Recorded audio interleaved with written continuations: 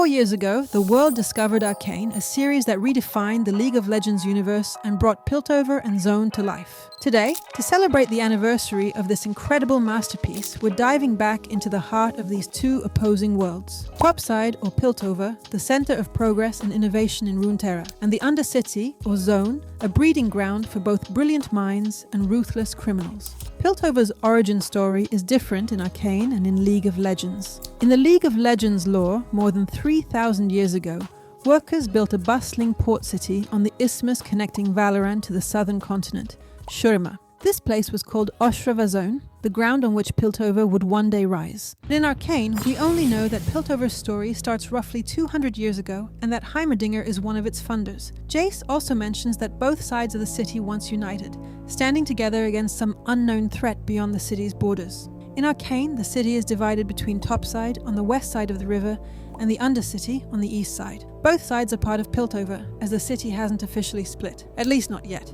Topside is the well-ordered part of Piltover, where the wealthy and powerful reside. It's a pristine, gleaming city filled with towering buildings, advanced technology, and a sense of sophistication. In contrast, the Undercity is its stark, grimy opposite. It's a chaotic industrial sprawl where the less fortunate struggle to survive. The Undercity is a hub of poverty and violence characterized by its dark, narrow alleys, crumbling infrastructure, and factories belching smoke into the air. The sharp divide between the two areas highlights the social inequality and tension that run deep within Piltover. There are a few key differences between the maps of Piltover and Zaun in League of Legends and in Arcane. For this video, I'll stick as closely as possible to the version shown in Arcane. Let's start with Piltover, also called Topside.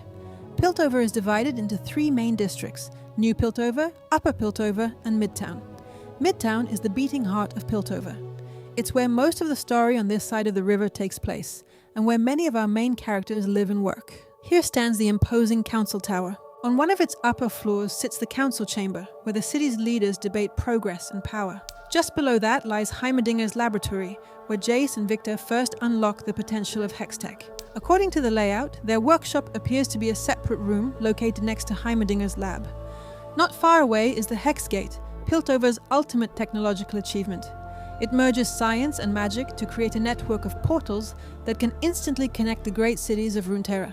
In Arcane Season 2, we get to see more of its stunning surroundings. The docks, the inner rooms, and the massive Hextech reactor core hidden beneath the structure.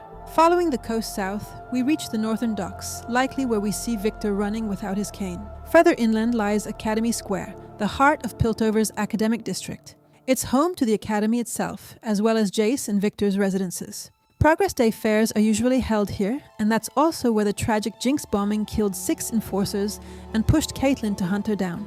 At the base of the Council Tower stands the memorial to Cassandra Kiraman, Tormund Hoskell, and Arius Bolbok, the 3 councillors who died in Jinx's missile attack. Further north, we find Mel's luxurious home and the Medara Opera House, where Piltover's elite enjoy representations of all kinds.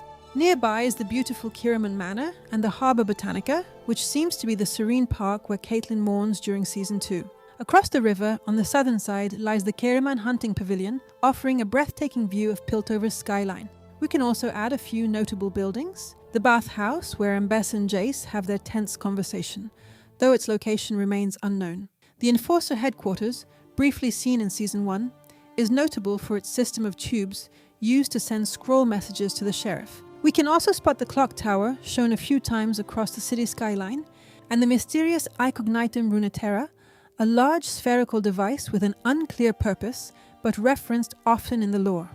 Strangely, I couldn't find any confirmed location for Jace Talis' factory, so if you know where it is, let me know in the comments. And finally, there's the Piltover Cemetery, probably located somewhere along the city's edge. Piltover and Zaun are connected by a series of bridges.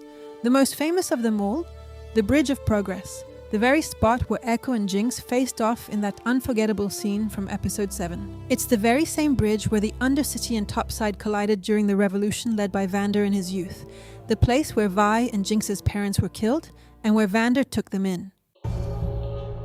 Now let's move to Zaun, also known as the Undercity. Fueled by the wealth of Piltover, Zaun grew in its shadow. Many of the goods coming to Piltover find their way into Zaun's black markets. Inventors who find the restrictions placed upon them in the city above too restrictive often find their dangerous research welcomed in Zone. Whole districts are drowned in toxic fog. In the League of Legends lore, parts of Zone sank during a man-made catastrophe, and the city was then divided into vertical levels. In Arcane, the city is also organized vertically, but the levels are not named per se. The highest level, at street level, is known as the Promenade in League of Legends, the wealthiest part of the city, where life from the lower districts of Piltover seems to spill over. On that level, the Alcove district features multiple locations seen in Arcane. For example, the scene in episode 1 where the kids are running from the enforcers. Powder likely runs away from the kid trying to steal the bag filled with stolen items in this location. On the other side of the waterway is the old cannery, where the horrible events of episode 3 season 1 take place, and it's also where Jinx launches her rocket in episode 9. The arcades, where the kids often go to play, as well as the rooftop, where Vi and Powder overlook the city, are also located in the Alcove district. Jinx's lair is probably located near that spot, since Echo and Powder walk easily between the two locations. At the same level, to the southeast, leaving the Alcove district leads to the Kembrans Tower. The second layer, called the Entresol, is where most of Arcane unfolds. It is a maze of narrow lanes, shops and homes, where life hums constantly. The fissures, also called the lanes, are mainly located at the Entresol level and are accessible via elevators like the one the children use in Season 1. Key locations here include Babette's brothel, Vander's statue, Benzo's shop and the Last Drop. The bar sits at the end of an open-air market, which offers various goods coming from all over Runeterra. And lastly, the lowest level of Zone, often called the Sumps, is a dark, hazardous underworld. It's a labyrinth of stagnant canals and toxic runoff where danger lurks at every corner. Here, the poorest residents live amid constant pollution, makeshift shacks, and the hum of illegal machinery scraping out a life in the shadow of the city above. I'm not exactly sure where it is on the map, but the place where Victor played as a child is located at the point connecting Topside, or the Alcove district, to the beginning of the Sumps. From there, the waters continue into a network of underground caves down the Sumps. This location is also home to Singed's lab. Vi and Powder's childhood home, a small, cramped dwelling tucked, is located in the heart of the Sumps. It's also where Victor sets up his commune, though the sunlight seems to be able to reach it, and I've never quite understood how that's possible. Deep within the Sumps, there are canal-side dwellings that house all sorts of industries, including the Shimmer Factory. And beneath the Sumps lie the ruins of the old port city of PILTOVER ZAUN. Jinx found refuge there in Act 1 of Season 2. On the map, you can also see districts called Lower Piltover and the Southern Harbour, but we don't see much of those districts in Arcane. To conclude on Zone, there are 3 notable locations and infrastructures worth mentioning. The Bathysphere, a funicular used to descend into the lower city. Stillwater, a prison located on an island off the southeastern coast of Piltover and Zone, which houses many of the city's most dangerous criminals. It can be accessed either by boat or via massive mechanical trams crossing the water. And finally, the location of the Firelight's hideout is unknown. All that is known is that it's in a sewer with an opening at the surface, accessible through a network of sewers and alleyways. Now let's dive into the organizations and politics that shape Piltover and Zone. The Council of Piltover is the city's highest authority, an elite assembly representing the wealthiest and most influential mercantile clans. For generations, it held 7 permanent seats, but in an unusual move, the council awarded Jace Tallis an 8th seat, recognizing that his scientific genius was key to safeguarding Piltover's future.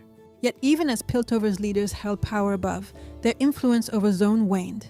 The Undercity slipped from their grasp, and the Chem Barons transformed it into their own domain. The leader of the Cambron is Silco, the visionary and tyrant who forged the first generation of Chem Barons.